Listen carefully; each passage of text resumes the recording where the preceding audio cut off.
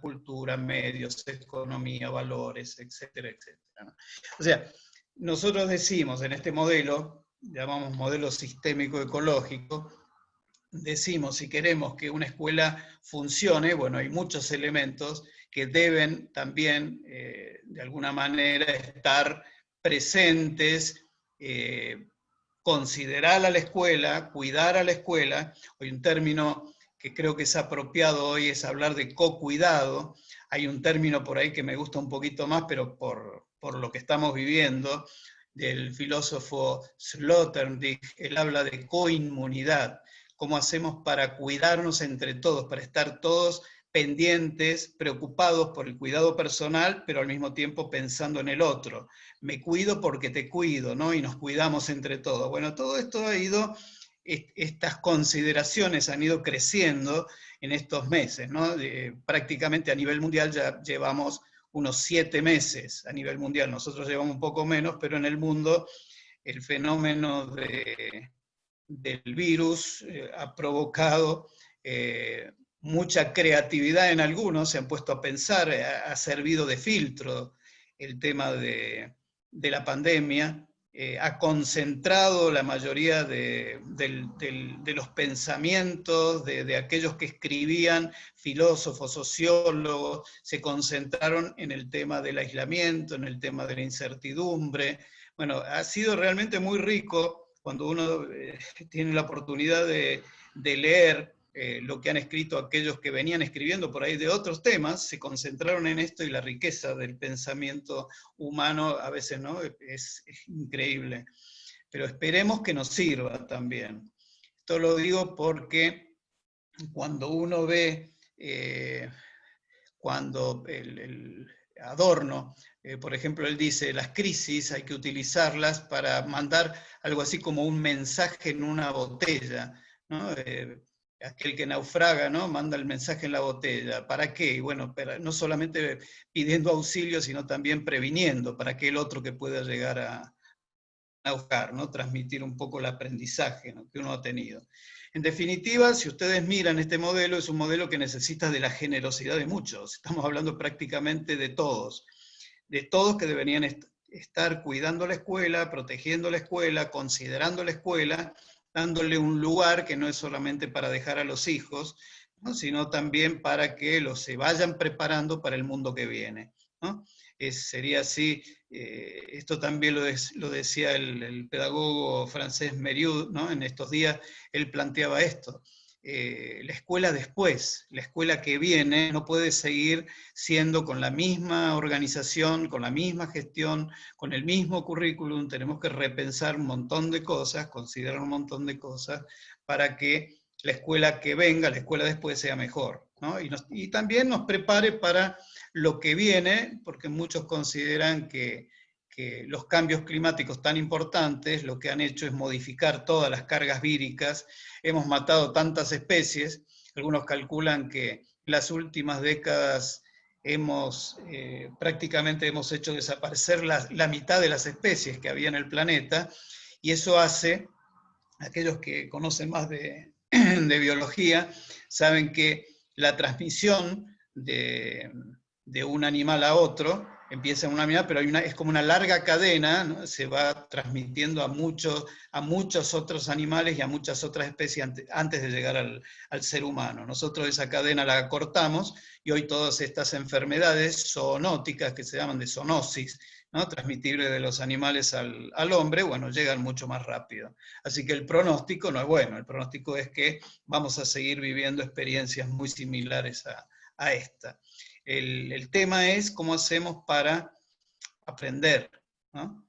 Alvin Toffler en 1970 escribe su libro El shock del futuro, y en ese libro él hace una referencia, ¿no?, habla de los cambios tecnológicos que venía ya sufriendo el mundo, experimentando el mundo, y los que venían, Y él planteaba que esto iba a seguir, iba a ser exponencial, ¿no? El desarrollo tecnológico, pero tenía mucha duda con el ser humano, ¿no? El ser humano, decía, tiene un problema de adaptación y tiene un problema importante de aprendizaje, ¿no? De aprender de la experiencia. Y él lo decía de alguna manera, porque se ve en el libro cuando cita, por algunas citas de él, que él se estaba acordando de Alemania después de haber perdido tan vergonzosamente la Primera Guerra Mundial, como al poco tiempo ya se estaba embarcando en una Segunda Guerra, ¿no? Contra Europa. Y estos son los temas que nos hacen pensar frente a, por ahí, a algunos que son más optimistas, ¿no? El ser humano, evidentemente, dicen, va a aprender de todo esto y va a salir mejor, y hay otros que decimos depende, ¿no? Depende de lo que estamos con esto que nos está pasando. Lo ponemos en juego, aprendemos, por ejemplo, desde la escuela, qué cosas podemos ir trabajando desde el currículum para el mundo que viene, ¿no? Para el mundo que viene, porque evidentemente va a necesitar de nosotros un gran poder de adaptabilidad. El tema este que hablábamos como ejemplo, ¿no? De la resiliencia, en qué lugar del currículum, tanto familiar como escolar, se trabaja la resiliencia, por ejemplo, ¿no? Como una habilidad importantísima desde lo social.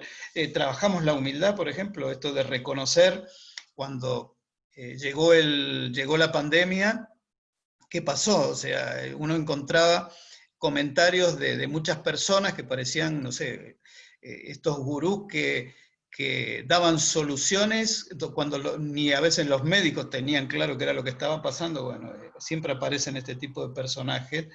Y yo me planteaba esto, ¿no? La necesidad justamente en esos momentos de ser humildes y ser prudentes. Ahí tenemos dos valores, dos virtudes fundamentales en el ser humano para cuidarse, justamente, y para, a partir de esa humildad y de esa prudencia, de ser precavidos, tratar de salir de la mejor manera, aprender y salir de la mejor manera.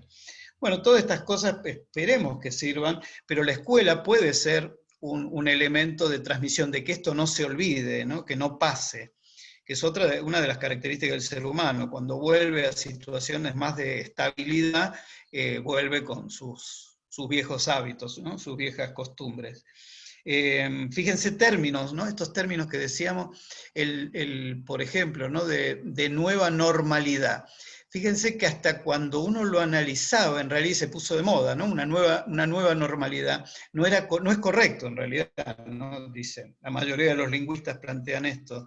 Muy humildemente, por ahí, muy en voz baja, pero es real. Es un oxímoron, en realidad, decir nueva normalidad. ¿Por qué? Porque la normalidad se alcanza con la habitualidad. O sea, uno va modificando conductas y estas conductas que duran en el tiempo luego se convierten en lo habitual, en lo común, en la forma de ser las personas.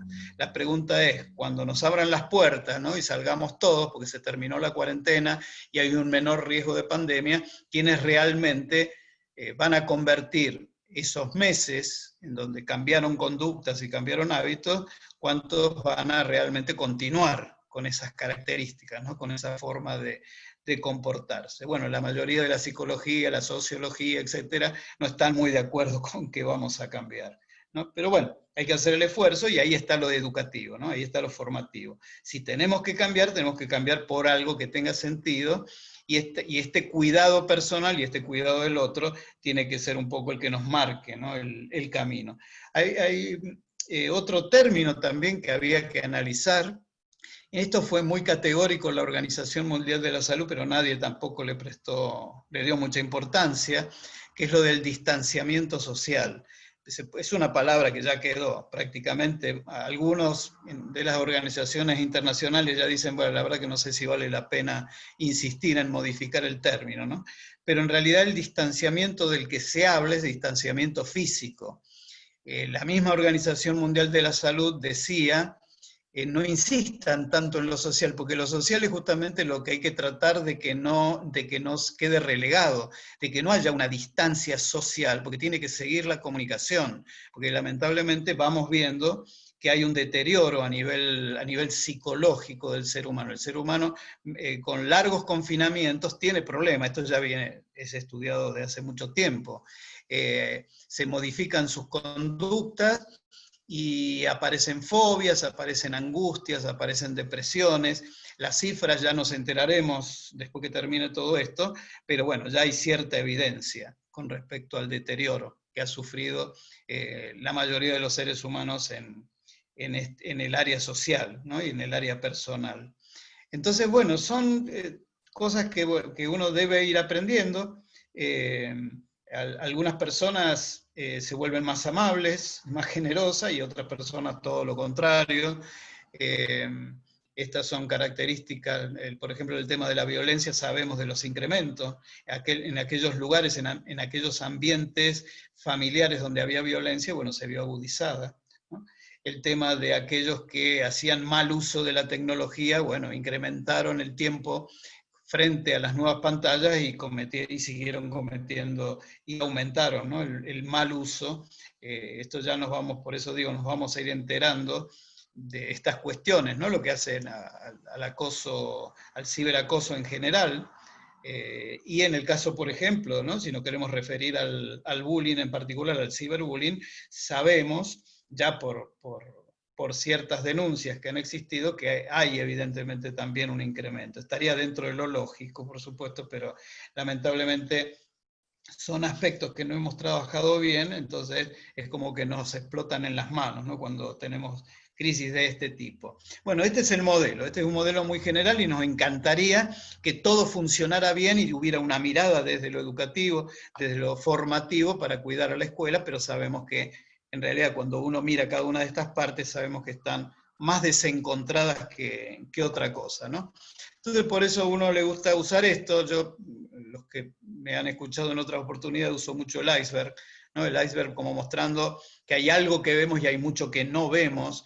Justamente la investigación tiene que ver con esta parte que no se ve, cómo hacemos para empezar a ver qué es lo que está oculto, que está tan tapado y que por supuesto como está en la base me está incidiendo, influyendo en todo lo que está arriba.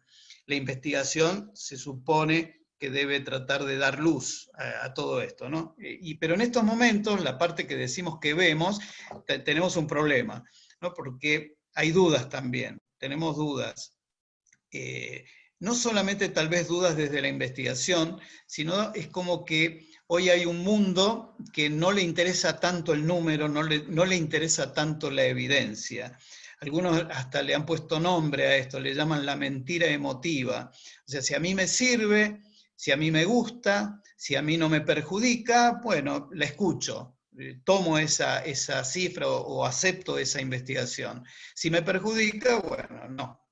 Busco a alguien que me dé una explicación más acorde a lo que yo estoy esperando escuchar. Así que se imaginan el nivel de estupidez, ¿no es cierto?, que uno está tratando. Es como si uno llevara en la frente un cartel que dice, mentime, ¿no? Haceme feliz.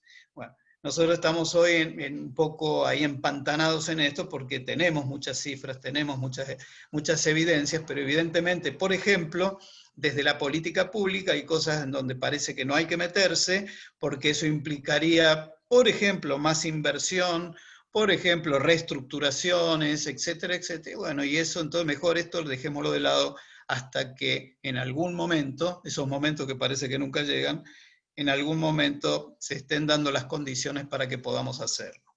Pero el problema es que estas cosas que uno conoce, ya tiene evidencia y deberían cambiar, si no se ponen en funcionamiento, si no se busca aplicarlas, meterlas dentro de los sistemas educativos, es mejor ni hablar de calidad educativa, ¿no? Porque no estamos haciendo lo que se supone que se debería para mejorar, ¿no? los procesos educativos, los procesos de calidad.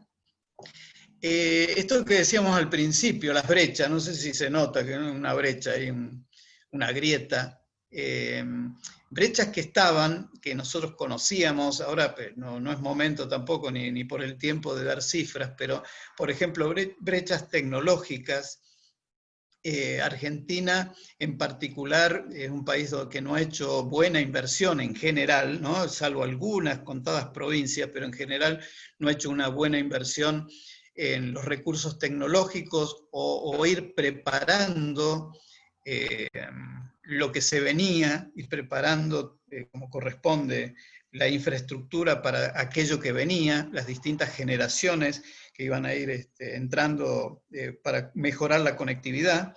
Bueno, lamentablemente esto no pasó y cada provincia sabe, ya están las cifras, el Observatorio de Argentinos por la Educación también ya ha hecho estudios, ha cruzado información, luego ha habido referentes de cada una de las provincias, referentes más locales, que han mostrado las brechas tecnológicas, de conectividad, de posibilidad de acceder, por ejemplo, los chicos a celulares o a computadoras o a tablets, lo que fuera, para poder trabajar desde su casa con lo que se mandaba en la escuela. Bueno, esto cada provincia lo sabe, pero realmente es preocupante y era algo que se venía avisando que, no porque viniera y supiéramos que iba a venir una pandemia, sino venía avisándose que estábamos retrasados en la región, ¿no? Países hermanos, países cercanos de Latinoamérica, se veía que estaban mucho mejor que nosotros porque ellos iban preparándose, ¿no? Lentamente. Luego brechas didácticas, no había preparación en general en la formación de los docentes, esto ya se veía, yo les diría, ya llevaba casi una década prácticamente, en donde no había una capacitación pensando en un aula virtual. Algunas instituciones por su propio proyecto lo venían haciendo y lo venían haciendo muy bien, pero tampoco pensando en un 100% de virtualidad, ¿no? Sino un complemento nada más. Un complemento y les diría bastante abreviado, ¿no? Bastante sin profundizar demasiado. Así que bueno, esto fue real, los docentes tuvieron que hacer malabarismos, cursos acelerados sobre la práctica, sobre lo que les iba pasando, para tratar de, algunos han planteado hasta casi de manera heroica, ¿no? Cómo podían hacer para solucionar estas distancias entre el aula presencial, con la que venían trabajando desde siempre, y luego ahora un aula virtual, donde el que iba a ser el coequiper, el acompañante, iba a ser un padre o una madre que realmente tenía sus propios problemas, tenía sus propias, por ahí, incapacidades para trabajar lo tecnológico, y aquellos que estaban por ahí utilizaban mucho para el teletrabajo, ¿no? La tecnología, tampoco preparado desde lo didáctico para poder estar cercano con su hijo. Así que bueno, estas dos primeras brechas se vieron agudizadas, evidentemente, y por eso al principio en muchos lugares se veía esta tensión entre docentes y familias, ¿no? Entre escuela y familia. Esto de le están mandando demasiada tarea, los docentes diciendo estamos trabajando el doble o el triple, estos desencuentros con la comunicación, ¿no? Llamando a los docentes a cualquier hora. Bueno, a ver, esto tenía cierta lógica por estas tensiones y por esto que no estábamos habituados, ¿no? Nos agarró a todos muy mal parados y bueno, luego se fue equilibrando, no se termina de solucionar todavía. Hay temas que no me quiero meter con respecto a la evaluación, creo que no se han dado las indicaciones pertinentes, al principio muy confuso, bueno, creo que tenemos que trabajar a la vuelta, si hay una deuda que ya lleva mucho tiempo, es trabajar sobre evaluación formativa como corresponde. ¿A qué llamamos evaluación formativa? Miren, yo me toca evaluar en la universidad, a mis hijos los evalúan en la universidad y realmente uno podría decir en algunos casos que hasta podría hacer un juicio de mala praxis, como evalúan algunos, ¿no? Una cosa tremenda. Desde el año 1993, ya con la Ley Federal de Educación, veníamos hablando de a poquito de meter la evaluación formativa o evaluación educativa o evaluación iluminativa, todos los términos que ustedes quieran que han venido dándose, ¿no?, a través del tiempo. Sin embargo, no entra, hay lugares donde no entra, todavía se sigue calificando y de manera muy injusta y hasta punitiva a los estudiantes. Entonces hay que tener mucho cuidado, creo que es una deuda, algo que debemos trabajar, ¿no? De la mejor manera, poner en el lugar que le corresponde a la evaluación, de qué estamos hablando cuando hablamos de evaluar y de qué estamos hablando cuando hablamos de una evaluación educativa, ¿no? El otro tema es el presupuestario, evidentemente, seguimos con, no tanto, diría yo, esto que nos piden de hace tanto tiempo, el 6% del PBI en educación, sino el buen uso, ¿no?, del recurso, de los dineros, a dónde van a ir, dónde va a ir la plata ubicada para que realmente impacte en calidad educativa. No me voy a meter más lo dejo ahí este tema, pero bueno, pensar, sí, que cuando uno habla de presupuesto, un buen concepto de presupuesto es la expresión numérica de los objetivos educativos. A ver, yo tengo determinado tipo de objetivos, lo que tengo que decir es necesito tanto para que se cumplan. No, tengo tanta plata y acomódense como puedan. Es al revés. Si realmente considero la educación como estratégica, necesito poner lo que le hace falta, ¿no? Si no, seguimos hablando de una educación mediocre que nunca alcanza el nivel que le corresponde. ¿Por qué? Porque no lo ponemos en el lugar que corresponde. Y no hablo solamente de invertir en infraestructura, no, hablo también de salarios docentes, hablo de todo lo que hace falta para que se den todas las condiciones necesarias para que lo educativo brille, ¿no? Es decir, hablamos de calidad, estamos hablando de eso. El otro tema es el capital cultural, otra brecha importante que ya venía siendo estudiado hacía rato, ¿no?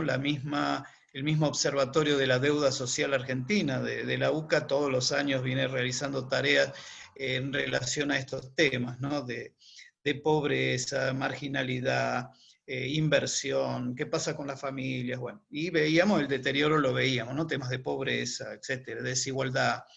Y sabíamos, las cifras las teníamos cifras hasta del capital cultural en la familia, qué pasaba, por ejemplo, con aquellos que tienen bibliotecas, cómo incide en lo educativo para cada niño, ¿no?, para las chicas, para las niñas, cómo incide que haya o no haya biblioteca en la casa, hábitos de lectura, etc. Bueno, eso lo teníamos, sabíamos, lo conocíamos. Se convirtió la casa en el ámbito donde se debía dar el hecho educativo, y bueno, y el capital cultural en muchos lugares estaba muy deteriorado, era muy bajo. Entonces también uno puede ya presumir cómo se trabajaba el proceso educativo. Estos son, bueno, hay otros temas, ¿no?, que no es para que sigamos metiéndonos, pero influye en esto que veíamos en ese modelo sistémico que habíamos visto, tan amplio. Todo eso influye, ¿no? ¿Cómo hacemos para ir cambiando ese círculo vicioso que repite, ¿no?, procesos donde hay poco, entra poco, y en algunos que tienen un poco más, bueno, esto se ve mejor? Justamente a través de lo educativo, tener la mejor educación, es lo que rompe para que las próximas generaciones no repitan, ¿no?, todos estos procesos que siguen siendo malos.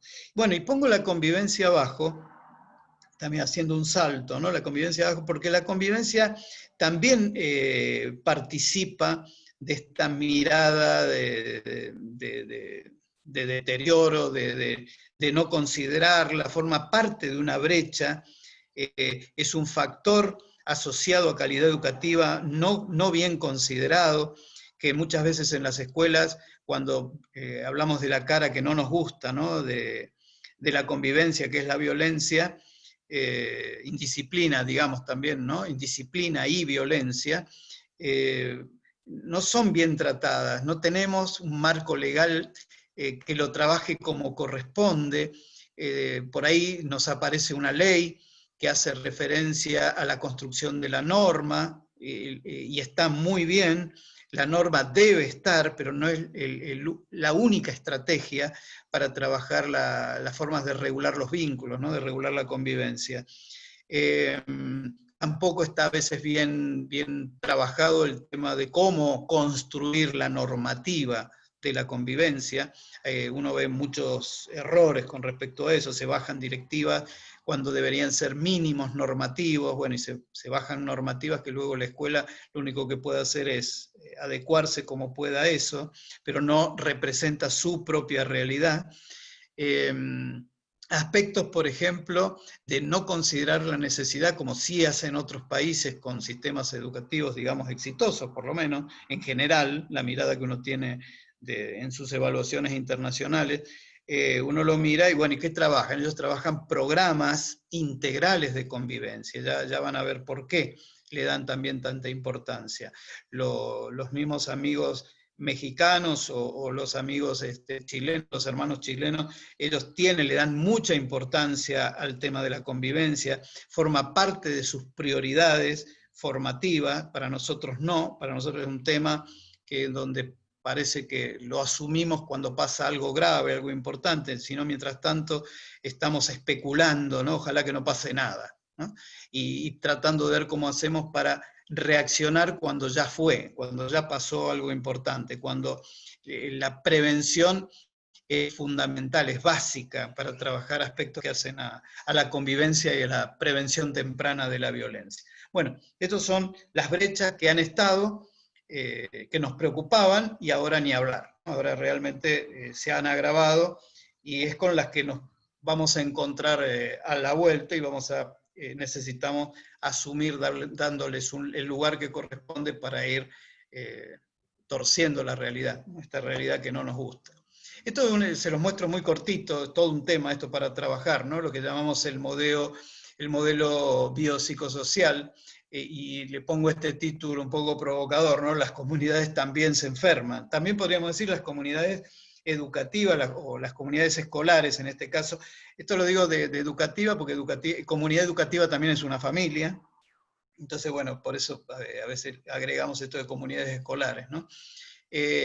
Decimos, también tienen problemas de aprendizaje, ¿no? Hay muchas que no quieren cambiar, no trabajan la prevención temprana de los fenómenos que seguramente van a tener, el tema de trabajar el conflicto cuando comienza para que no escale a violencia. Bueno, todo ese tipo de cosas no están dentro de la organización, dentro de la gestión, ¿no? Entonces, miren, el modelo, bien sencillo, ¿no? Tenemos el entorno, tenemos la manera en cómo cada uno, la comunidad en general, percibe ese entorno, ¿no? Y luego, si esos recursos que tenemos pueden llegar a enfrentar los problemas, ¿no? Bueno, este desencuentro, esta dificultad a veces de lo que sucede y los recursos que tenemos para enfrentar lo que sucede, cuando sabemos que están disminuidos o no los tenemos, lo que provoca el estrés institucional. Y esto es lo que pasa muchas veces en muchas instituciones. No solamente es el tema de vínculos, ¿no? Muchas veces tiene que ver a veces con superposición de roles, temas presupuestarios. Bueno, me ha tocado ver la crisis de algunas instituciones justamente por no haber considerado distintos factores, distintos elementos, y cuando empieza a calentarse el ambiente, y ahí vuelve a ser bueno el término clima, se recalienta el clima, y muchas veces las instituciones se dan cuenta que no cuentan con todos los recursos que necesitan para poder enfrentar esa realidad y entran en crisis, ¿no? Y algunas en crisis que les cuesta la vida institucional a veces, ¿no? Y esto para recordar, cuando hablemos de convivencia, no estamos hablando de los chicos y las chicas, estamos hablando de todos los estudiantes, y estamos hablando de los docentes, y estamos hablando de los padres. Esos por ahí circulitos más chiquitos que pongo son otros que a veces participan también en lo institucional, trabajadores sociales, psicólogos, psicopedagogas, etcétera, etcétera, ¿no? Que están en las instituciones y que a veces, porque no hay buena gestión, terminan siendo o sintiéndose como cuerpo extraño, ¿no? O sea, así los hacen sentir, ¿no? Muchas veces.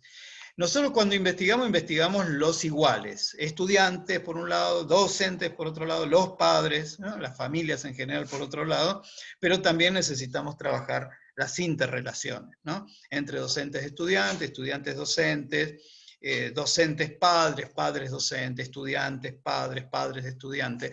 A ver, esto que suena raro, ¿no? Esto de la relación padres-estudiantes, no hablo el estudiante con su padre, ¿no? El hijo con su padre, ¿no? Hablo también a veces cuando se involucra a las familias, por ejemplo, desde las redes sociales. No es solamente el ataque contra un compañero o una compañera, sino contra la familia, ¿no? Y hablan del padre, y hablan de la madre, hablan de los hermanos. Bueno, crea muchísimos problemas, ¿no? Todo esto.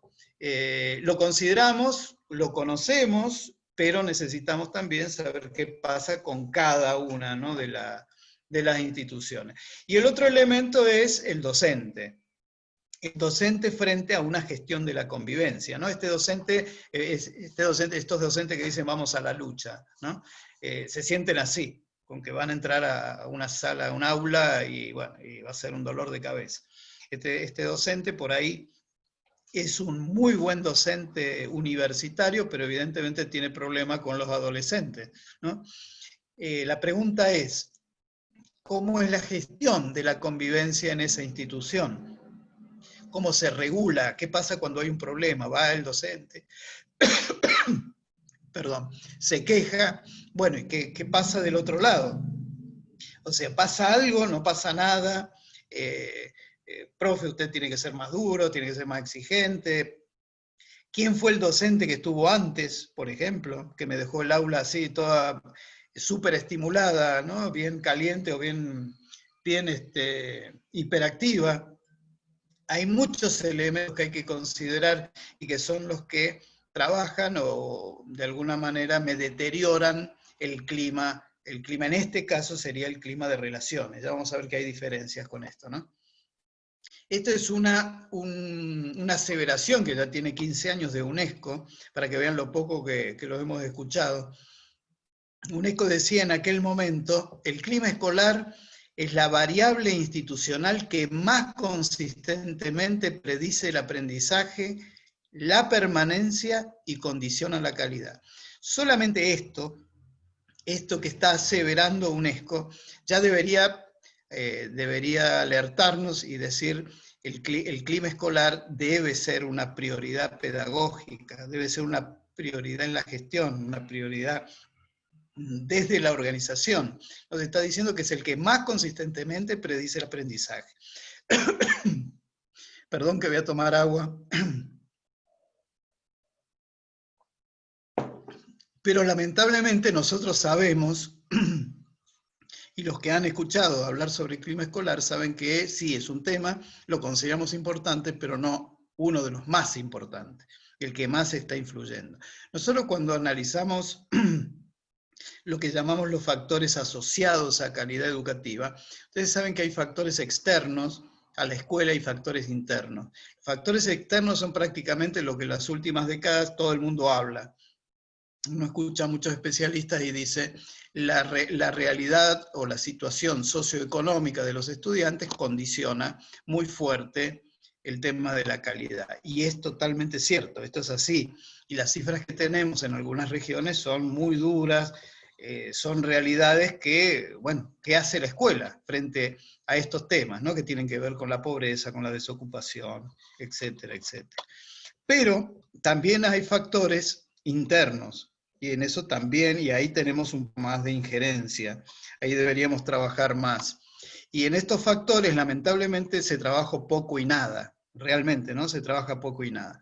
El tema del clima escolar, que ahora vamos a ver algunos aspectos, ya está estudiado, hay cifras en países que se han tomado el trabajo hasta de medir cuánto incide en calidad.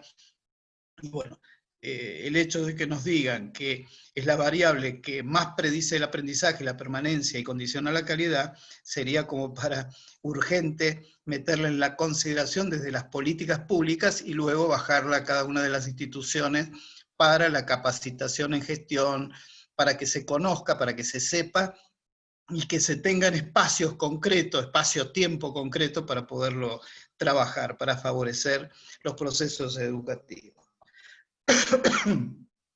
Acá yo les puse una consideración muy rápida, muy breve, sobre el clima escolar. Miren, hace referencia a las condiciones de todo un centro educativo, sea una escuela, ¿no?, o una universidad. Es la manera en que la institución es vivida, o sea que es una percepción que se tiene de cómo me siento, ¿no?, en general. Cómo es vivida por la comunidad educativa, y esto incide sobre las actitudes de todos los que están implicados. O sea, hay una serie de factores que influyen en la manera en que yo me siento, y según cómo yo me siento, esto va a influir si soy docente en mi enseñanza y si soy alumno en mi aprendizaje. En definitiva, lo que estamos hablando es la necesidad de crear el mejor clima escolar, un clima de bienestar general para que se pueda dar el hecho educativo, para que el docente pueda enseñar y el alumno aprender. Y acá tenemos algunos, los más importantes, diría yo, componentes del clima escolar. El académico, que tiene que ver con esto que hablamos, la construcción de la norma, creencias, prácticas, muchos por ahí incluyen en todo esto o meten, ¿no?, como un constructo importante el tema de la cultura institucional, hábitos que se tienen, formas que tiene cada una de las instituciones, la manera en que se comportan, es muy distinta. Esto que decimos, una escuela es muy distinta a cualquier otro tipo de organización, yo les diría mucho más compleja que cualquier otra organización, cualquier otra empresa, banco, lo que se les ocurra. Y al mismo tiempo las escuelas son distintas entre ellas. Por eso a veces a uno le da no sé qué cuando habla y menciona o da cifras de todo un país sobre violencia o sobre ciberviolencia o lo que sea, de todo un país. No, a ver, la recomendación es siempre cada escuela que se mire a sí misma. Ahí tiene que haber a veces también un autodiagnóstico. Yo puedo tener estas cifras, sí, son buenas a nivel comparativo, etcétera, pero es muy importante que cada escuela se autoevalúe, vea cuál es su propio clima, ¿no?, cómo somos, cómo nos tratamos, qué nos está faltando para que no se den las condiciones necesarias para que en este lugar donde todos aprendemos, hoy se habla mucho de comunidades de aprendizaje, todos aprendemos de una manera u otra, con distintos roles, bueno, sea el mejor, ese ambiente sea el mejor. El tema bienestar, yo tengo un libro que tiene concretamente ese nombre, ¿no?, Bienestar Escolar, pero yo lo puse como condición, ¿no?, la calidad basada en la convivencia, ¿no? La base de todo esto estaba en cómo nos tratamos, ¿no?, cómo nos llevamos entre todos. Bueno, el otro aspecto, el físico, ¿no?, tiene que ver con el hábitat educativo, la infraestructura, la estructura, el mantenimiento. No es un tema menor. Hace aproximadamente 1 año y medio tuve la oportunidad, me invitaron en UNESCO México, me invitaron a un seminario sobre hábitat educativo. A ver, uno tiene la experiencia por ahí de estar con personas que no son docentes, con las que habitualmente están, sino había mucha gente de la arquitectura, de la ingeniería, etcétera, ¿no?, de distintas áreas. Y se insistía en esto, la importancia del lugar, ¿no? Ahora que estamos planteándonos lo físico, ¿no?, dónde van a volver nuestros estudiantes y dónde vamos a estar nosotros. Estos espacios que necesitan evidentemente tener determinadas características, por eso lo del distanciamiento físico, ¿no?, en los patios tantos metros, en el aula tanto, bueno, la ventilación, etc. Pero la importancia es tal, la del hábitat educativo, que muchos autores lo llaman el tercer maestro. Entonces tenemos que considerarlo, no es un aspecto más, nada más importante, no, no, no. Condiciona, desde muchos puntos de vista, condiciona el momento de enseñanza y de aprendizaje. Entonces debemos considerarlo, no puede ser cualquiera. Y luego los aspectos socioafectivos, tema de la convivencia, los sentimientos, actitudes. Por eso es tan importante, cuando uno habla de un programa general de convivencia, que se consideren todos los elementos, todos los ingredientes que tienen que ver con esto, ¿no? Yo hoy pongo la palabra sentimiento, en realidad podría haber puesto emociones y sentimientos. Otro constructo que hay que rever, que lo venimos repitiendo, ¿no?, desde que Daniel Goleman sacó inteligencia emocional, utilizamos ese solo constructo, ¿no?, de de la inteligencia emocional o de la educación emocional, cuando en realidad es mucho más complejo. Para que tengan una idea, 1920 Thorndike hablaba ya y desarrollaba ya todo lo que es la inteligencia social. O sea, no es un tema nuevo. A ver, muchos se vinieron a enterar en el 95 con Goleman, pero no, era un tema viejo. Y en realidad cuando hablamos de emociones, hay que tener cuidado, y está en la base absolutamente, ¿no? Está en la base de muchas de las conductas humanas, pero lo emocional es la parte más irracional. La emoción es breve, tiene una connotación desde lo biológico, pero se termina rápido. ¿Cuándo se termina rápido? Cuando es atravesada por la cognición, o sea, por lo racional, y por lo axiológico, por los valores. Y ahí se transforma una emoción en sentimiento.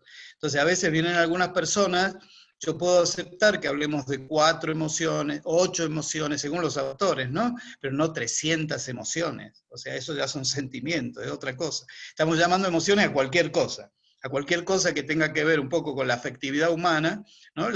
Inmediatamente la llamamos emociones. No, a ver, tenemos que retomar un poco, si vamos a meter todas estas ideas en la escuela, bueno, metámosla de la mejor manera, no como lo dice la calle, ¿no? Tenemos que en esto ser un poquito más rigurosos. Bueno, todos estos aspectos me parece que dan el hecho de volver a la escuela después de que nos han pegado unos cuantos golpes, me parece que sería una buena idea para repensar todo esto que estamos metiendo. Todo lo que entra en la escuela tiene que tener evidencia y tiene que ser lo mejor, ¿no? No cualquier cosa. El tema, bueno, esto lo pongo porque es la realidad, es lo que vamos viviendo, ¿no? Esto lo decía el trabajo de asalto al desarrollo ya en el 2000, refiriéndose a la violencia en América Latina, ¿no? El nivel de violencia que registra nuestro continente equivale a destruir gran parte del capital humano que los sistemas educativos construyen todos los días. O sea, nosotros trabajamos, elevamos, preparamos a las nuevas generaciones y las situaciones, todo lo que va sucediendo en nuestro continente, lo que va haciendo es destruir, boicotear la tarea que se hace de manera formativa, de manera educativa, ¿no? Entonces, por eso les decía al principio, ese modelo ecológico, modelo sistémico ecológico, necesita, para que la escuela funcione de la mejor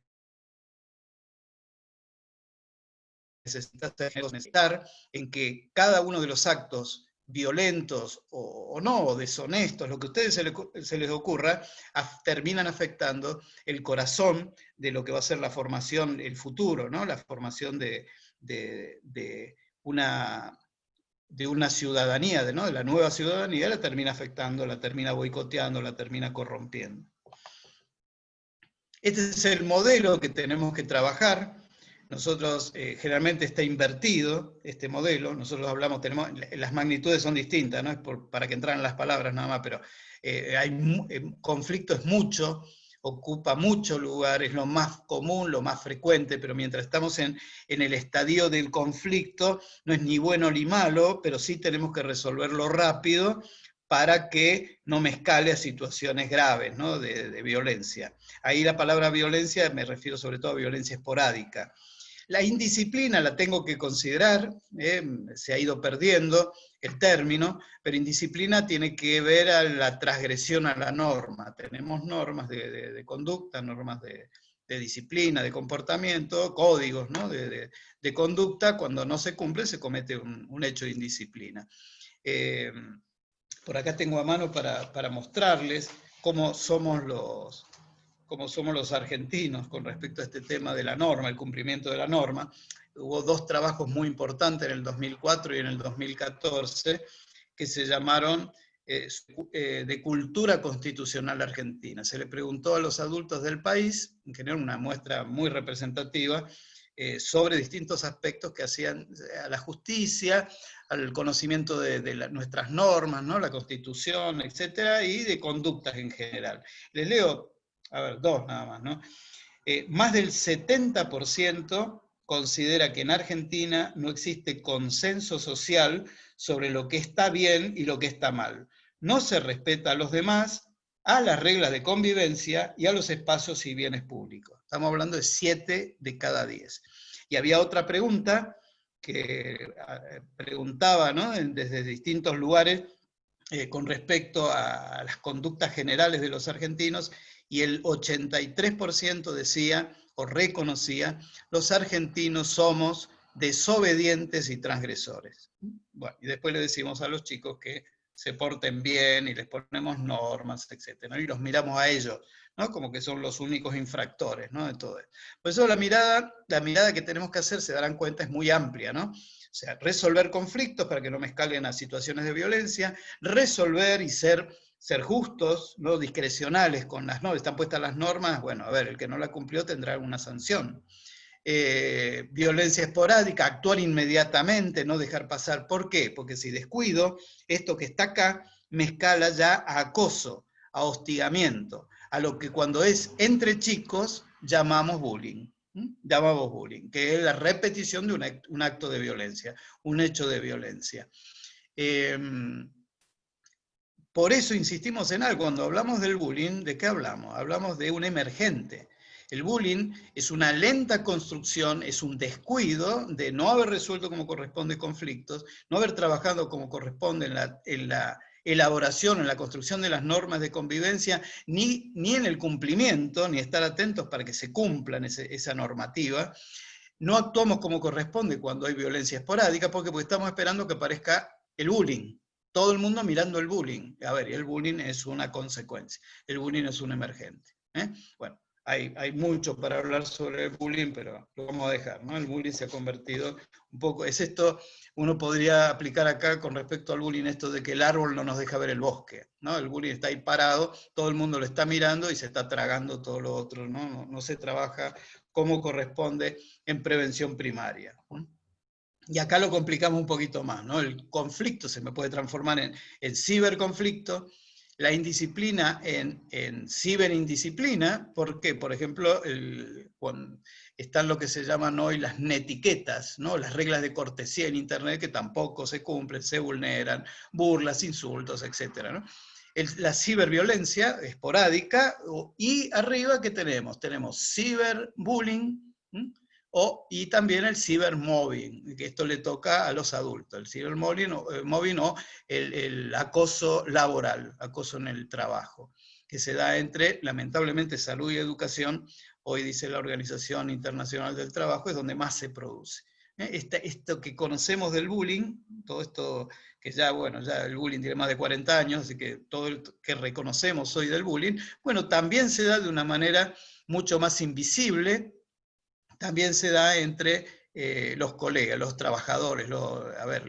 Puede ser del directivo hacia los subordinados, de los subordinados al directivo, o entre colegas, ¿no? Bueno, esto está, lamentablemente, y salud y educación son los que hoy dice la Organización Mundial de la Salud, la Organización Internacional del Trabajo, donde más se da. ¿De qué hablamos entonces? ¿Qué es lo que necesitamos? Bueno, la respuesta, decimos, es educativa. Miren, empezando por algo que uno por ahí no quiere dedicarle tanto, ¿no? Pero, ¿qué fue lo que fuimos cambiando ya en el siglo XX en la conceptualización de los fenómenos de violencia? Nosotros decimos, la violencia en general excluimos una enfermedad, una patología, la violencia en general es una conducta aprendida. La violencia en general es una conducta aprendida, que se puede prevenir de manera temprana, se puede intervenir porque lo conocemos, sabemos, esto de dominio, sumisión, abuso de poder. Bueno, a ver, se puede intervenir de manera adecuada, y también se puede desaprender. Por supuesto que el desaprendizaje siempre es mucho más trabajoso, ¿no? Mucho más problemático. Entonces, si la violencia es una conducta aprendida, la respuesta es educativa. Ese es el tema, esto es lo que tenemos que aprender y considerar. Ahora, estamos trabajando, mire, en relación a dar respuestas educativas para la buena convivencia, y decimos que la convivencia sea la mejor para que también el hecho educativo se pueda dar correctamente, para que lo educativo sea de calidad. No lo estamos considerando. Cuando pasa algo, recién intervenimos y tratamos, decimos, ya utilizamos el protocolo, ¿no? Vienen a preguntar y me dicen, no, ya pusimos en funcionamiento el protocolo. Sí, pero yo que traje a mi hijo, no quiero que me digan, tal o tales son los que lo están hostigando, ¿no? Lo están acosando, lo que sea. a ver, no quiero que me digan, ya tengo los culpables, yo quiero que me lo cuiden. Yo lo traje entero y quiero que me lo devuelvan entero.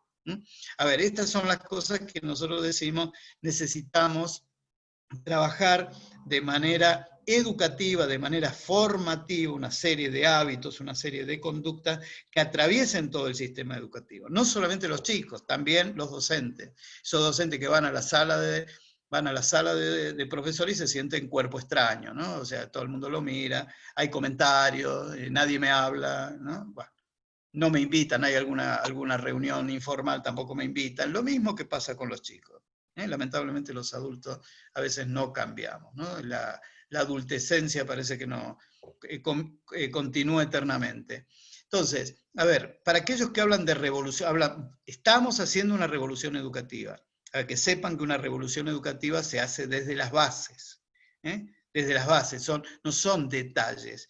O se habla de cambio de paradigma, ¿de qué paradigma nos están hablando? O cuando se habla de vamos a meter procesos de innovación, y nos empiezan a hablar, en los últimos años hubo toda una invasión de esta innovación educativa que muchos la reconocíamos vieja, que nunca entró. Algunos decían, pero si esto yo lo uso, no lo hago exactamente con todos los puntitos que están diciendo, pero yo he trabajado de esta manera, ¿no? Últimamente estaba leyendo esto del aula invertida, ¿no? Que ya se viene insistiendo hace mucho tiempo. Bueno, es viejísimo. Es viejísimo. Yo he estado con colegas pero lo hacíamos con mucha frecuencia, y no porque nos consideramos grandes creativos, grandes innovadores, sino porque teníamos claro que era una forma de trabajar y era muy buena. Bueno, hoy con estas aulas más híbridas, como llaman, ¿no? O con esta doble característica de presencialidad y virtualidad, bueno, vuelve a surgir esta idea, bienvenido sea, pero esto no es en realidad innovación, son todas estas estrategias que nunca terminan de meterse dentro de la escuela. Una escuela vieja, una escuela del siglo XIX que se resiste a todos estos cambios. A veces los cambios son personales de los docentes y a veces de la gestión, de la misma organización. Yo le llamo muchas veces a esta innovación 360 grados, ¿no? O sea, ¿por qué? Porque no hacen absolutamente nada. Uno ve el impacto y no hubo absolutamente ningún impacto, se termina haciendo prácticamente lo mismo, ¿no? Entonces necesitamos ponernos de acuerdo. Necesitamos esto, ¿no? Viene bien el dibujito, si cada uno tiene una postura personal, cerrada, egoísta. Esto puede ser entre colegas, puede ser entre docentes y familia, este desencuentro, ¿no? Necesitamos en esto ser muy generosos y acordarnos de quién estamos hablando de los chicos. A veces nos planteamos, nos desencontramos, discutimos, debatimos, desde los sindicatos, desde los gobiernos, y nos olvidamos que estamos hablando de los chicos, y los chicos están ahí a un costadito tirado, esperando que lo miremos y nos acordemos, ¿no? De dónde nace, de dónde surge el debate, ¿no? O por lo menos la conversación para ver qué se hace con la educación. Miren esto, ¿no? ¿Qué decimos cuando venimos durante tanto tiempo, decimos no al celular, por ejemplo, ¿no? Se terminó el celular, prohibido el celular en la escuela, donde hoy el celular ocupa un lugar importantísimo junto con la computadora, ¿no? La gran cantidad que han utilizado el WhatsApp, por ejemplo, para tener contacto con sus docentes, ¿no? Nosotros prohibimos el celular. Mientras la escuela prohibía el celular porque le tenía miedo por las cosas que los chicos hacen, porque se distraen o porque fotografían lo que no deben, ¿no? Y después se burlan entre ellos con el celular, lo que sea, no importa. Había otros que decían, incluyamos el celular, consideremos el celular, y es lo que se llama hoy la educación móvil. Considerar el celular como un instrumento, como una estrategia, ¿no? Como un dispositivo importante que puede cumplir una función complementaria para ayudar en los procesos educativos, ¿no? Temas que hacen, por ejemplo, que decía yo, a la disciplina, que no terminamos de resolver. Claro, no le pegamos a los alumnos, pero los humillamos por ahí, ¿no? Esto es real, esto es una foto real, un grupo de alumnos castigados por X cuestión, ¿no? Y esta es la forma de demostrarle que desde la gestión, los docentes demostrarle que están enojados, ¿no? De una manera. Esta es otra, un docente desde las didácticas, por ejemplo, ¿no? Este es un docente que está feliz porque él considera que eligió una estrategia innovadora, muy creativa, para que los alumnos no copien, ¿no? Y él está contentísimo, claro, hasta que vieron esta foto y lo terminaron denunciando derechos humanos. Los alumnos se sonreían, el profesor estaba recontento, pero no es así como se hacen las cosas, evidentemente, ¿no? Y con respecto a las capacitaciones, ¿no? Esto que dice, que le pregunta a la docente, ¿no? ¿Qué necesita un ser vivo para vivir? La respuesta del niño es agüita, comida y amor. Y le tacha la palabra amor y dice aire. No está en el currículum, no estaba en el programa.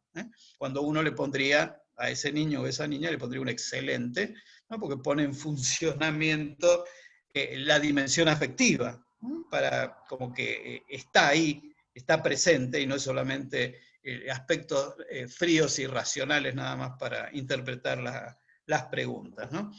¿Qué va a pasar con, y esto es un planteo que nos hacemos mucho, ya ha ido apareciendo, algunos le llamaron, no sé por qué, los españoles, creo que fueron el síndrome de la cabaña, algunos que no quieren volver directamente, no quieren volver, algunos que tienen miedo a volver, tienen miedo a salir de su casa, porque ya medio como que ya se habían resignado a tener que aguantar el maltrato de algunos, y esto hablo de estudiantes y hablo también de docentes, ¿no? Ya estaban un poco tranquilos, alejados del maltrato, y bueno, y tienen que volver, y algunos que no quieren volver. Nos hemos encontrado casos, bueno, en consulta de muchos padres que vienen y ya hacen ese planteo, ¿no? Mi hijo no quiere volver a la escuela, mi hija no quiere volver a la escuela. Considerar también estos aspectos que nos han preocupado y de los que no hablamos, por ejemplo, son algunas cifras con respecto al tema del suicidio en Argentina. En general, ya la Organización Mundial de la Salud hablaba en su trabajo del año 2002 de que prácticamente se decía que la primer causa de muerte violenta en el mundo era el suicidio, juntando los muertos por la guerra y por la delincuencia, juntos recién llegaban a las cifras generales de suicidio, 800.000 personas, decía la Organización Mundial de la Salud en el 2018, se suicidan al año, 11,4 cada 100.000 habitantes, y en el caso de Argentina, nuestra cifra general son 10,3 cada 100.000 habitantes, pero cuando analizamos las edades, ¿no? el corte de entre 15 y 24 años, esa cifra nos sube al 13,8 por 100.000 habitantes. Entonces, esto lo tenemos que considerar porque hay aspectos que hace a la falta de proyecto de vida, a encontrarle sentido a la propia vida, que no es un tema que que le damos algún tipo de espacio desde lo formativo. A una escuela llega un chico no solamente para que le den lengua y matemático, por lo menos es el modelo de escuela que deberíamos empezar a cambiar o a buscar, ese cambio de paradigma que tanto hablamos. La posibilidad de que el chico pase por la escuela y lo que aprende en la escuela le sirva para la vida, esto que tantas veces lo hemos escuchado, ¿para qué me sirve? Bueno, que le sirva para la vida, para ser capaz de armar su propio proyecto personal y social de vida, que sirva también para construcción de ciudadanía. Yo les digo, cada vez que escucho a algún especialista que dice la escuela es el lugar privilegiado para la socialización, a ver, yo digo, díganme dónde está en el currículum esto. Los chicos aprenden a socializar por ensayo y error, solos, por ensayo y error. Me fue bien, me fue mal, aprendí un montón pero solo lo hice. No tenemos un currículum para la convivencia y no tenemos un currículum serio que sea transformador de la sociedad, un currículum, una construcción del nuevo ciudadano. No lo tenemos, esto no está. ¿Pero por qué? Porque no está ni en la formación ni está pensado, porque para eso necesitamos otra escuela. Y nadie la está pensando. ¿Por qué? Porque hacen cuentas y dicen, para este tipo de escuela necesitamos tanto, mejor ni hablemos, mejor ni hablemos porque no nos podemos meter en esto, sigamos con la escuela como la tenemos. Les muestro también otros aspectos que preocupan desde lo social. Esto es un ejemplo ya de algo más crítico, ¿no? Son los hikikomori. Por ahí me han escuchado hablar hace muchos años de este tema. Bueno, sigue creciendo. Comenzó en Japón, propio de la cultura japonesa. Son estos chicos que no quieren salir de su casa directamente porque han sufrido... no han rendido como corresponde en el colegio, porque se han burlado de ellos, han sufrido bullying, por el motivo que sea, ¿no? Los hikikomori. Bueno, este modelo que comenzó ahí, modelo de una fobia social muy importante, porque a veces están años que no salen de su habitación, es así, y su comunicación es solamente a través de Internet con el resto del mundo, ¿no? con sus amigos, que en realidad no los tienen, son todos virtuales. Bueno, esto se ha ido extinguiendo, se va extendiendo, ¿no? Este tipo de conducta. Chicos que sufren este tipo de disfuncionalidades sociales y que lamentablemente no quieren saber absolutamente nada con otro igual, ¿no? Con otros seres humanos. Bueno, todos estos temas se han agudizado. Uno podría llamarlo algo así como enfermedades del alma, ¿no? Han ido creciendo en una sociedad que no cuida esto, ¿no? Todo lo contrario, lo termina agravando. El tema de la construcción de la norma, necesitamos construir bien la norma. A mí me preocupa mucho que todavía no se le encuentre el sentido, ¿no? ¿Por qué uno construye una norma? La norma a ver, esto es básico, ¿no? La norma se construye o se hace a partir del valor que quiero proteger. Considero algo valioso que le pongo una norma, una ley, una resolución para cuidarla. Claro, ¿quién después la pone en práctica? Y ahí tenemos otro problema, ¿no? Una autoridad. Una autoridad, uyere, ¿no? El que hace crecer. Autoridad es, si quisiéramos buscar a ver, para cerrar un poco todo esto que estamos hablando, autoridad sería aquella persona que defiende valores con competencia. Autoridad, norma, valor. Estas tres partes, estas tres dimensiones son las que lamentablemente estamos trabajando mal. Por un lado ponemos aquellas conductas que no queremos que realicen los chicos, y del otro lado lo que les vamos a hacer cuando ellos no hacen lo que deberían hacer. Y así no es. Cada vez que yo pongo una norma, por ejemplo, sea el largo de pelo, el tema de los piercing, el uso del celular, etc., tengo que tener claro cuál es el valor que defiendo, cuál es el valor que protejo. Si no lo tengo claro, mejor no poner nada. ¿Por qué? Porque me lleva a conflicto, y luego del conflicto, ya hemos visto, no se resuelve como corresponde y me escala a situaciones de violencia. O sea, estos son temas que llevan al trabajo intenso dentro de las escuelas, y no lo estamos haciendo, no hay espacio para trabajar esto. Seguimos muy preocupados en la lengua y la matemática, las ciencias naturales y las ciencias sociales, que por supuesto deben ser de la mejor calidad, pero nos estamos olvidando de la dimensión humana, ¿no? En todos los seminarios que de alguna directa o indirectamente he participado todos estos meses de cuarentena, en todos de vez en cuando aparece la palabra humanidad. Nos estamos olvidando de humanizar las ciencias. Y bueno, las consecuencias sabemos, las venimos pagando de alguna manera con una sociedad tan crispada y una sociedad tan violenta, ¿no? ¿Qué hace? Miren, construir la norma. Hay normas que están antes. ¿Cómo hacemos para tratar de compatibilizar? A veces también hay que educar o colaborar con la formación de la familia. Hay muchas instituciones que esto lo han visto temprano, y ellos tienen formación de padres. Escuela de padres o escuela para padres, como lo quieran llamar, ¿no? Formación de padres. Bueno, es importantísimo esto, para que tenga sentido la norma, para que no nos pase esto que estábamos hablando cuando veíamos lo que dicen los adultos con respecto a su propia cultura constitucional, ¿no? Según el país donde estén. Pensar en la dimensión afectiva. Yo pongo esta frase, alguno por ahí la conoce, ¿no? Del español José María Toro, que dice: ¿de qué sirve que un niño sepa colocar Neptuno en el universo si no sabe dónde poner su miedo y su rabia? Estos aspectos lo tenemos que trabajar. Antes la familia era muy idónea en esto. No, ahora sabemos que no es así. Las responsabilidades que hoy tiene la familia, la distancia de la familia, la lejanía que tiene muchas veces en todos estos aspectos, bueno, necesitamos otra escuela, otro modelo de escuela. Por eso sí necesitamos una revolución educativa, pero no como se plantea a veces, una revolución educativa en donde necesitamos que se ponga todo lo que se tiene que poner para que esto cambie. Aquellos países que han priorizado lo educativo han tenido sus frutos, punto. Nosotros seguimos mezquinando, y bueno, las consecuencias, ¿no?, de una escuela mediocre es lo que vamos a seguir viendo. Considerar esto, para ir cerrando, la relación íntima que hay o trabajar como corresponde, la indisciplina y la violencia, cómo tanto una como la otra me condicionan los procesos de calidad, no permiten que haya un buen funcionamiento de la escuela, no se dan las condiciones para que se dé lo educativo, lo formativo. Entonces, tiene que tener un lugar, ¿no?, importante. Les doy una cifra de un trabajo que hicimos con Argentinos por la Educación, tomando matemática de las pruebas PISA del 2018. esto es Argentina, pero en cualquier país podría haber hecho lo mismo, ¿no? Pero nosotros tomamos esto y nos encontramos con que violencia física había 41 puntos de diferencia entre un alumno que había sufrido violencia y uno que no había sufrido violencia en el rendimiento de matemática. Pero miren esto, para la OCDE, la organización que se encarga justamente de las pruebas PISA, ¿no? en Europa, y que participa Argentina, 40 puntos equivalen a un año escolar.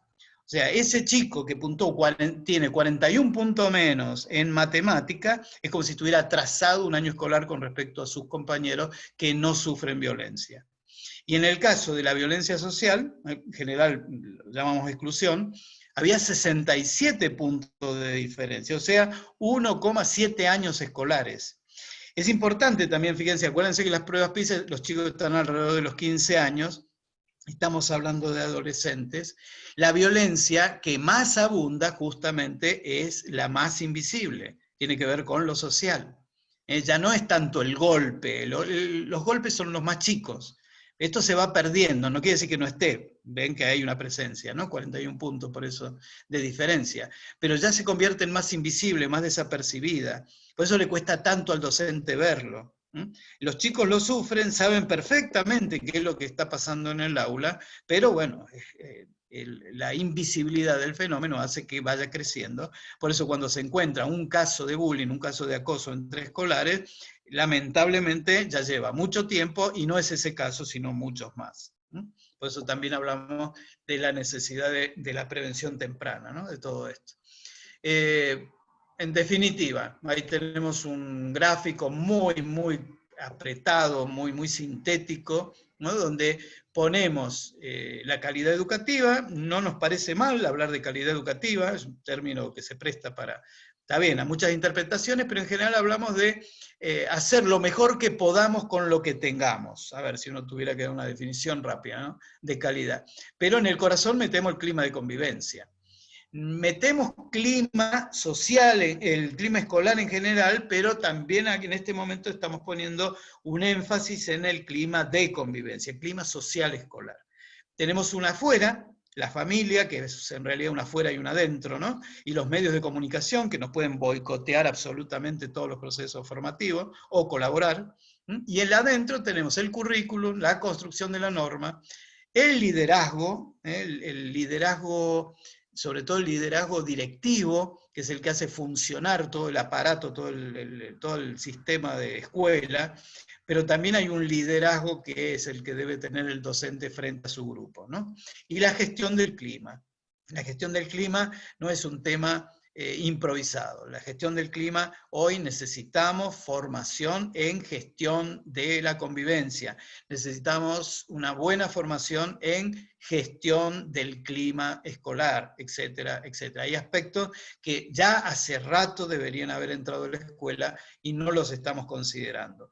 Abajo del tema de las políticas públicas, necesitamos políticas públicas que vengan ya trabajando estos aspectos, como con países que conocemos que lo hacen, y cada nueva gestión se va mejorando, y que continúen, no empezar de cero, yo quiero salir en la foto, no me interesa el resto de la película, etcétera, etcétera, ¿no?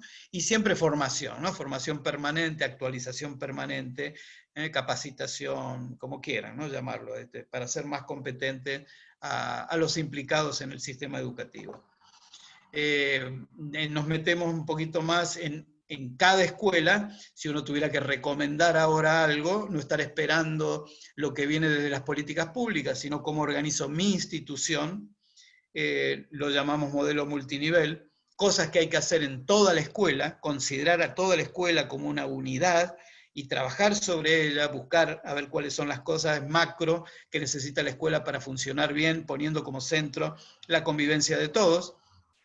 El manejo de la sala de clases, nos metemos en el aula, ¿no? Cuáles son las mejores formas de trabajar. En esto hay que ayudar a los docentes, porque los docentes no vienen con una formación, ellos lo hacen por ensayo y error también, ¿no? Entonces hay que ayudar también a los docentes a ejercer ese liderazgo transformador con sus propios estudiantes, el tema del apoyo individual, cuando aparecen estudiantes en prevención, nosotros hablamos de una prevención universal, primaria, que es para todos, luego cuando aparecen algunos indicadores, actuar rápidamente, para luego no se transforme en prevención terciaria, que cuando ya tenemos víctimas, victimarios, bueno, a ver, llegamos tarde. Y el tema de la familia, ¿no? El lugar que le corresponde a la familia en esta tarea educativa, en esta tarea formativa. Y agregamos el entorno a la escuela. El entorno, en este modelo sistémico, tiene algo que decir. Nosotros debemos integrarlo, debemos incluirlo. No podemos seguir repitiendo esa frase como que la violencia entra de afuera, se mete. No, a ver, esto de seguir considerándonos víctimas todo el tiempo de lo que sucede no sirve absolutamente nada. Vivimos en la queja, ¿no? Nosotros la pregunta que nos tenemos que hacer es qué podemos hacer para que esos estudiantes que entran a la escuela, con sus violencias por ahí aprendidas, esos docentes que entran también a la escuela, cómo podemos hacer para que en la escuela, en el ámbito de la escuela, salgan mejor.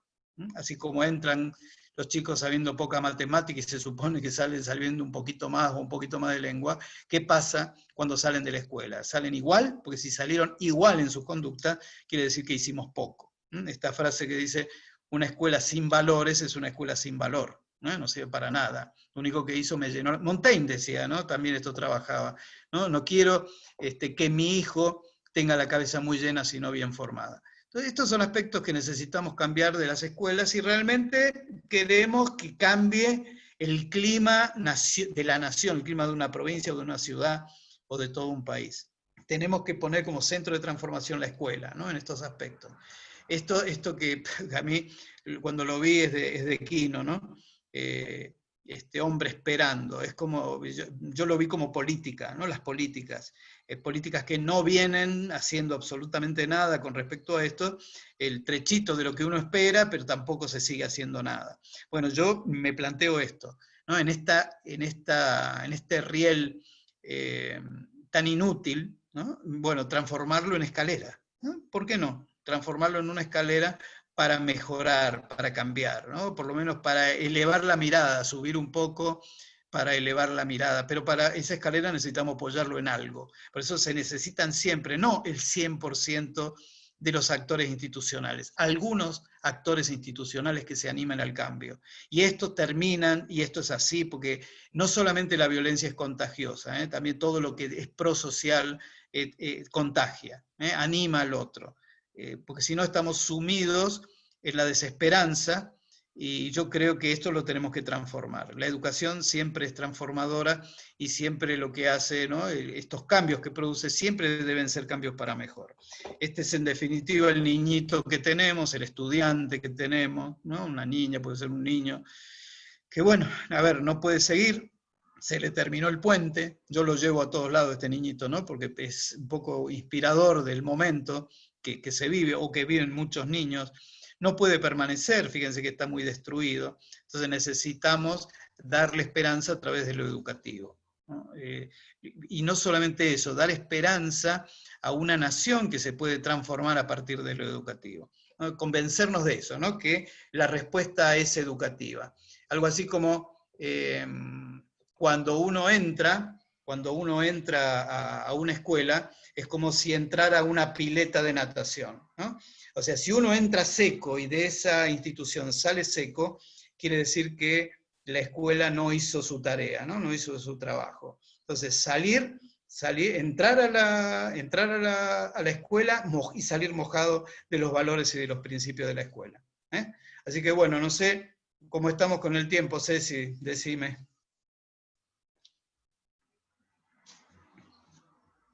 Ale, ¿te escuchás? ¿Me escuchan ahí? Te Sí. escucho. Bien, bueno, no, yo escuchando súper atenta y, uy, cuántas cosas que nos fuiste trayendo y mientras tanto iba pensando en todo lo que nos falta por hacer y mientras te escuchaba y vos ibas trayendo un tema y otro, decía, bueno, ¿por dónde empezaremos? O es como complejo por ahí lo que pregunto, ¿no? Pero digo, de pronto nosotros como padres, ¿en qué podemos colaborar? como para ver qué podemos hacer desde nuestro lugar que tal vez somos padres, que solamente enviamos a nuestros hijos, pero tal vez no tenemos injerencia dentro de los colegios, tal vez un poco, a veces sí se puede, otros no, depende también cada institución, pero bueno, ¿qué podemos hacer nosotros para que yo veía esto, escuchaba esto de las normas, de la indisciplina, ¿no? Y cómo se ha ido perdiendo. Yo, a ver, tengo 42 años y cuando yo era chica iba a la escuela, no nos pasaba esto de que al docente no se lo respeta, como que estas cosas antes no sucedían tanto, ¿no? Y creo que esto de la indisciplina que vos nos traías, antes era un tema de que tus padres se enojaban. Yo me acuerdo que traía malas notas, que generalmente era porque conversaba, y para mí yo me las veía negra cuando llegaba con el cuaderno de comunicaciones. Y hoy esas cosas siento que no pasan, o que capaz que, no sé, digo, ¿qué podemos hacer, no, desde nuestro lugar? A ver, las recetas siempre son malísimas, malísimas. Pero uno puede tener consideraciones generales, ¿no? A ver, antes de entrar en la parte que me parece importante, que es muy buena la pregunta, o sea, es muy buena aunque sea muy general. ¿Qué hacemos? ¿Por dónde empezamos? ¿No? Me parece que por ahí va la pregunta tuya al principio. Pero quería hacer una consideración con respecto a la disciplina. Yo creo que nunca le pegamos al tema, nunca lo tuvimos claro desde lo institucional, el tema de la construcción de la norma. Yo sí me gusta poner como ejemplo, por ahí si alguno me lo ha escuchado, me lo he escuchado también porque, ojo, a ver, hace mucho tiempo me pasó hasta con uno de mis hijos, se me planteó el tema del uso del arito, por ejemplo, ¿no? Llamarme la institución y decirme su hijo se puso un arito y nosotros en la normativa lo prohibimos. Y mi respuesta, me acuerdo, mi comentario en aquel momento, conociendo y teniendo confianza con la directora, ¿no? Le digo, pero decime a dónde está. O sea, ¿dónde está? Y me mostraba, mirá, acá dice, no se puede usar, los varones no pueden. Bueno, pero decime por qué. ¿No? Porque vienen los chicos y te dicen, a ver, ¿en qué afecta este arito que tengo en la nariz o en la boca o en cuál lado? ¿De qué afecta mi aprendizaje de la matemática? ¿No? Y uno se queda ahí diciendo, no, no importa, porque lo decimos nosotros. Si nosotros le decimos, porque lo digo yo, perdimos. No le estamos dando absolutamente ninguna explicación.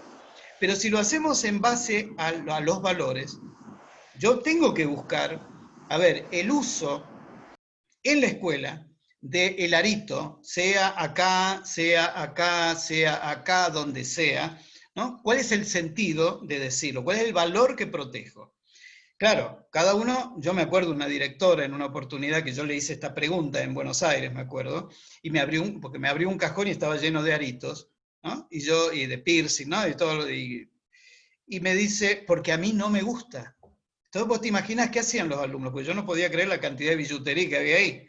¿No? Entonces mi pregunta era, o sea, ¿pero lo trabajaron esto? No, no, yo lo puse como norma porque a mí no me gusta. ¿Qué hacían los alumnos? La desafiaban prácticamente, o sea, probaban a ver, ¿no? Si podían, si no se les veía, lo escondían. ¿Por qué? Porque no le habían encontrado. Por eso, la construcción de la norma es participativa. Ahora, hay una norma, hay una normativa, que es la que generalmente llamamos reglamento interno, un término que se ha ido perdiendo, pero reglamento interno, que no se discute.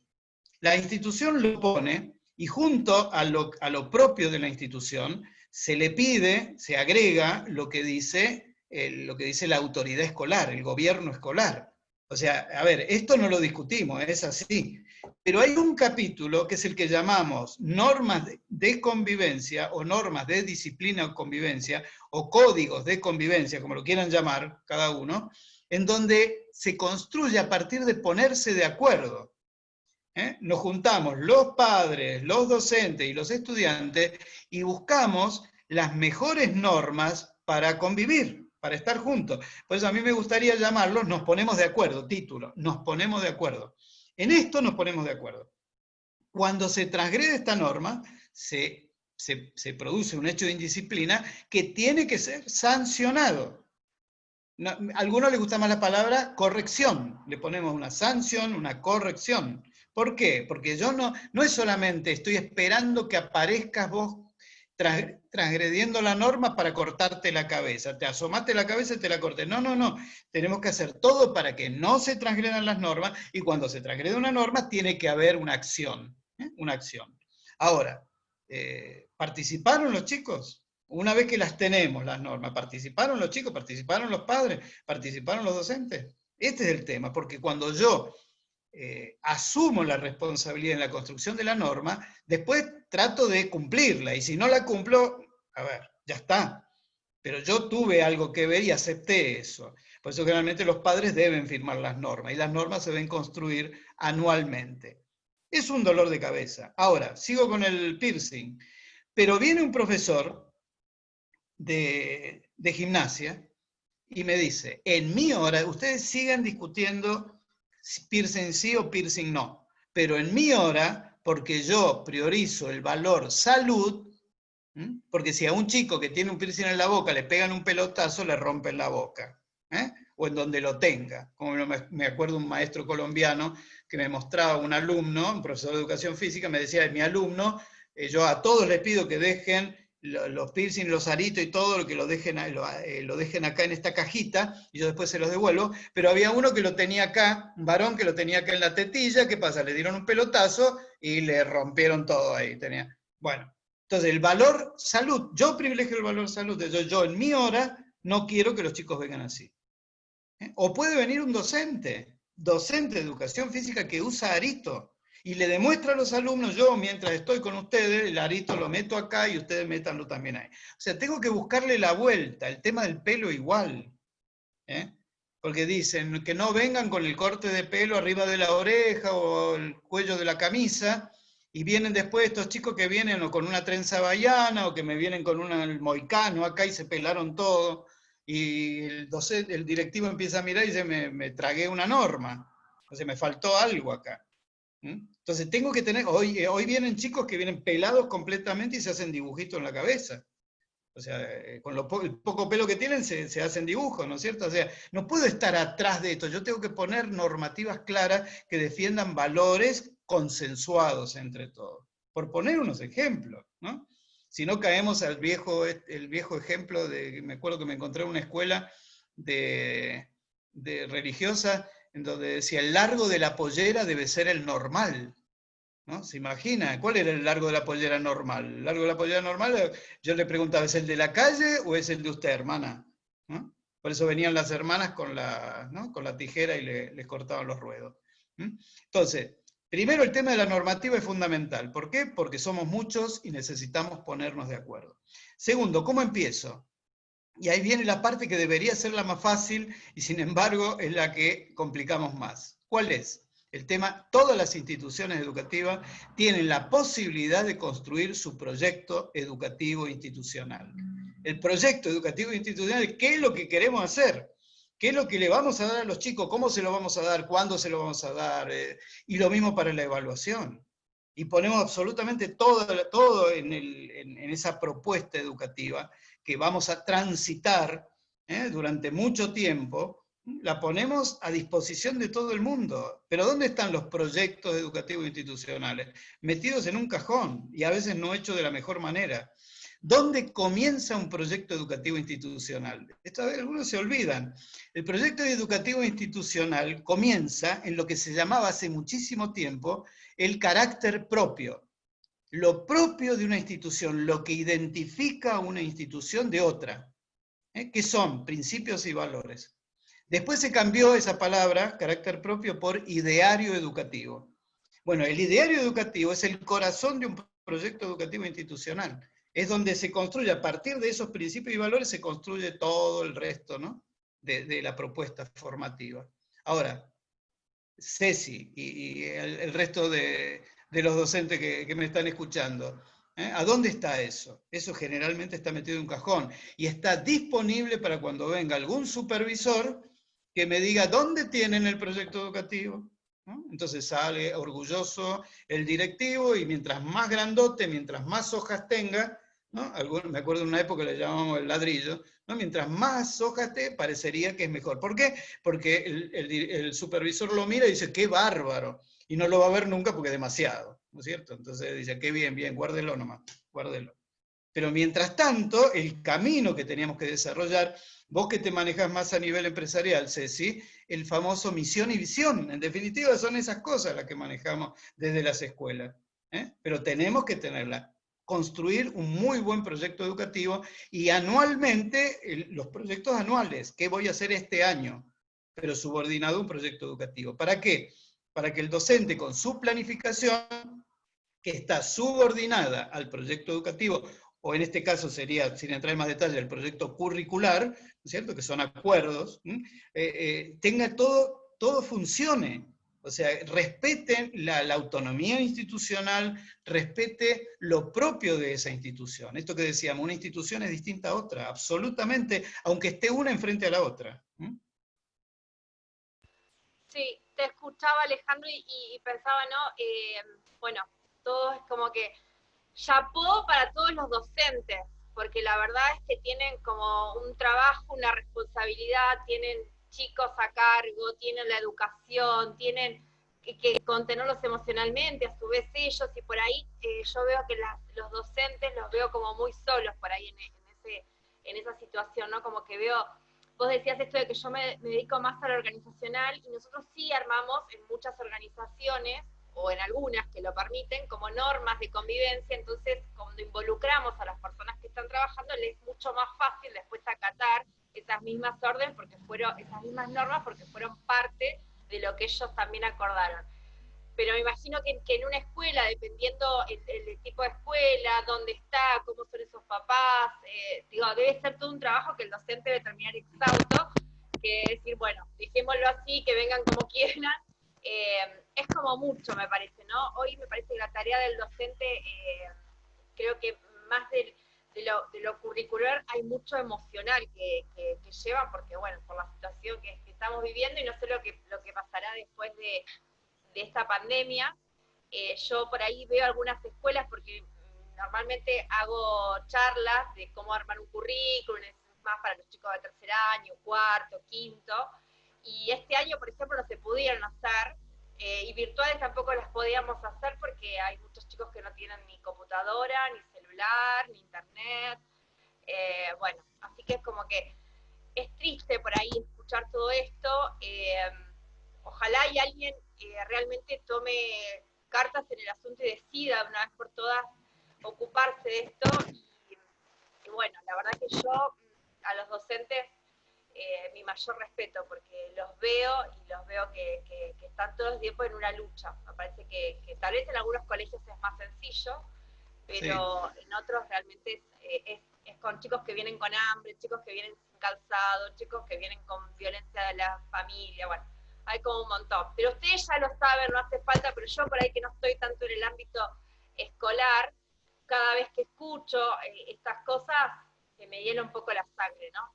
A veces me quejo de las organizaciones, pero es un paraíso. Mira, Ceci, fíjate, yo me voy a tomar el atrevimiento de leer algo que me mandó una directora amiga, que fue su forma de presentarse un poco, porque quería ella, junto con teniendo toda una semana para trabajar previo al inicio, ¿no?, de esta segunda parte del año, tenía la oportunidad de trabajar con sus docentes. Ella me mandaba un poco a ver si yo podía ayudar, pero en realidad es compartir, no me gusta eso de ayuda, compartir, ¿no? Cómo podíamos hacer para compartir ella, y me hacía un diagnóstico, acá Virginia, la dire, ¿no? Que yo estuve a punto de leerlo esto en el seminario que tuve en UNESCO, digo, no, bueno, esto es muy personal por ahí, ¿no? Pero para que sirva de ejemplo las realidades, ¿no? Las realidades, son todas distintas, por supuesto, pero que te desafían, y uno dice, cómo con todo esto que estamos hablando, ¿no? Esto que acabamos de hablar, que son cosas por ahí similares, pueden haber sido, estuvimos 4 horas, ¿no?, reunidos virtualmente con esa comunidad educativa, ¿no?, charlando. Pero fíjate, yo les leo un pedacito, que alguno podrá decir, en mi escuela pasa lo mismo, ¿no?, pero para que vean lo desafiante, que es sobre todo aspectos que hacen de la realidad que entra en las escuelas, y que la escuela queda desafiada para ver qué puede llegar a ser, ¿no? Les leo un pedacito. Dice, para comenzar, mi escuela dice, posee una población estudiantil de ciclo básico, principalmente primer año, proveniente de dos asentamientos que están enfrentados entre sí. O sea, en la escuela se encuentran, ¿no?, dos barrios, digamos, entre comillas, dos barrios que están enfrentados. Hay que imaginar las situaciones del enfrentamiento, a veces hay hasta muertos, ¿no? Se encuentra el hermano de tal que mató a mi hermano, ¿no? ¿En dónde se encuentran? En la escuela. Dice, asentamientos que están enfrentados entre sí, generando cotidianamente situaciones de violencia entre los alumnos y a la salida del establecimiento, entre los familiares de los alumnos que se presentan en la puerta con palos y dispuestos a generar disturbios de cualquier tipo. El edificio es por eso víctima de hechos vandálicos durante las noches, por rotura de vidrio, policarbonatos, tela olímpica, etc., y posteriores robos. Estos últimos disminuyeron desde que posee alarma. El edificio está muy deteriorado, con múltiples problemáticas a nivel eléctrico, de calefacción, sin ventiladores y de infraestructura. Más de la mitad de los alumnos de primer año repetían o abandonaban. Se produjo un 78% de desgranamiento al 2018, generando una baja de matrícula anualmente, por lo que todas las escuelas de la zona envían a sus repetidores. Claro, como tengo lugar, todos los repetidores me los envían a mí, ¿no? Por esta razón existe en los alumnos un rechazo hacia su escuela y por ende no poseen sentido de pertenencia. O sea, continúa, ¿no? El sentido de pertenencia está medido, nosotros lo hemos medido como factor asociado a calidad educativa fundamental. Sentir la escuela como mía. La cuido, pero no solamente la cuido, me siento bien, la quiero la escuela. Y si se dan estos factores, ayudan a que yo aprenda. Estoy abierto a que aprenda, no a salir rápido, a fugarme rápido, o si puedo no ir. Me acuerdo de haberme encontrado en Brasil, en el norte de Brasil, me acuerdo que en un estudio que hizo el Observatorio Brasilero de Amazonia, en Amazonia, lo que había salido con mejor puntaje, donde los chicos se sentían mejor, era la escuela. ¿Por qué? Porque todo lo demás, el barrio era peligroso, su propia familia era peligrosa, y el lugar donde ellos se sentían contenidos y la querían era la escuela. Por eso aprendían, y muchas de las escuelas que ellos mostraban, tenían, cuando comparaban todo Brasil, tenían puntajes muy buenos. Porque la escuela se había pensado como contenedora. Una escuela que preocupada por la dimensión afectiva, no solamente que aprendieran lengua, matemática, ¿no es cierto? Entonces, por eso es muy desafiante. Yo entiendo que a veces hay docentes que coinciden con esto que estamos hablando, pero luego se encuentran con gestiones que no le dan importancia, ¿no es cierto? Bueno, a ver, pero hay que pelear por esto, ¿no? A mí muchas veces cuando me piden hablar, yo digo, en una escuela no, sean anfitriones e inviten a otras escuelas. ¿Para qué? Para que todo el entorno cambie, no mi escuela solamente. Es porque me la cascotean por todos lados mi escuela. Me cuesta, ¿no?, después salir y responder a las necesidades personales y sociales. Entonces, trate que sea contagioso, que sean muchos los que participan. Cada uno que escucha esto que yo digo, que se darán cuenta que no estoy diciendo absolutamente nada raro, ¿no? Si cada uno después es un elemento de fermento, es levadura, como por ahí dice el Evangelio, ¿no? Levadura para todo este tipo de cosas. Bueno, tenemos esperanza y que la escuela siga siendo transformadora. Esto es lo que queremos, que la escuela sea el ámbito, el espacio, el lugar donde todo lo otro va cambiando. ¿Pero por qué? Porque los tenemos a los chicos, porque los tenemos a todos los chicos. Los chicos son los que van a venir y los que van a seguir con todo esto. Y indirectamente las tenemos a las familias. Entonces, vuelvo a esto de que mi escuela debe ser como una pileta de natación, como una pileta de natación. Cada uno que entre tiene que salir mojado de los principios y los valores de esa institución. Si salen igual, hay algo que estamos haciendo mal. Bueno, Ale, muchas gracias. No te vamos a seguir robando más tiempo porque ya es tarde, es hora de cenar, por lo menos por estos lados. Así que tu señora ya te debe estar esperando. Bueno, agradecerte infinitamente este espacio que compartimos y que bueno, hay muchos docentes y esto de poder por lo menos irnos con la idea de ir repensando para ver si podemos hacer levadura y ir generando espacios escolares donde después cuando les toca a esos chicos enfrentarse al mundo laboral, porque ahí también vemos, las personas que estamos en el mundo laboral vemos cómo eso se va arrastrando, ¿no? Y de esa manera poder construir una sociedad mejor, de trabajo, de valores, de respetar normas, de crearlas, y bueno, así que yo de mi lado, infinitamente agradecida. Hay muchas personas en el chat también que te están agradeciéndote mucho, que ha sido un placer escucharte. Bueno, y había unas preguntas como re largas de Claudia, porque yo la conozco a Clau, y bueno, vamos a seguir en contacto y vamos a ver si apenas pase esto, podemos tenerte nuevamente por acá, Ale. Dale. Como hace unos años, y bueno, gracias a todos, y bueno, las pueden seguir Alejandro en sus redes, que también es muy activo, y nada, nos estaremos viendo la semana próxima, si Dios quiere. Sí, y a no desanimarse, ¿no? Porque el ambiente, todo parece que te tira en contra.